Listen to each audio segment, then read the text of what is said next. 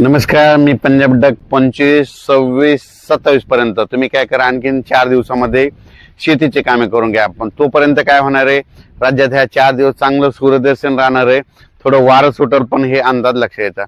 पण राज्यातल्या सर्व शेतकऱ्याला सांगू इच्छितो की राज्यामध्ये 27 ऑगस्ट, 28 ऑगस्ट, 29 आणि 30च्या दरम्यान राज्यात सुरुवात सांगायची झाली तर 27 ऑगस्ट पासून घेऊ.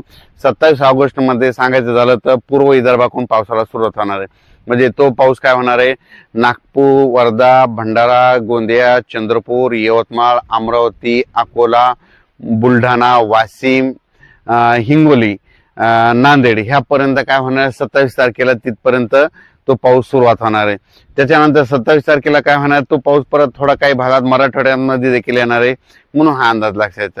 पण त्याच्यानंतर काय झालं की 28 तारखेला तुम्हाला सांगू इच्छितो की 28 तारखेला म्हणजे पूर्व विदर्भाचे 6 पश्चिम विदर्भाचे 11 जिल्हे ते ओलांडून परत काय होणार आहे, मग नंतर ते पाऊस परभणी जिल्हा, नांदेड जिल्हा, हिंगोली जिल्हा, त्याच्यानंतर लातूर जिल्हा, बीड जिल्हा, धाराशिव, त्याच्यानंतर संभाजीनगर, त्याच्यानंतर बुलढाणा, इकडं जळगाव, त्याच्यानंतर इकडं सोलापूर तिथपर्यंत जाणार. म्हणजे 27-28च्या दरम्यान. आणि तसा तो पाऊस काय होणार आहे, म्हणजे सांगली, सातारा, कोल्हापूर, अहिल्यानगर आणि त्याच्यानंतर नाशिक, धुळे, नंदुरबार, जळगाव आणि ह्या पट्ट्यामध्ये ते पट्ट्यापर्यंत जाणार आहे.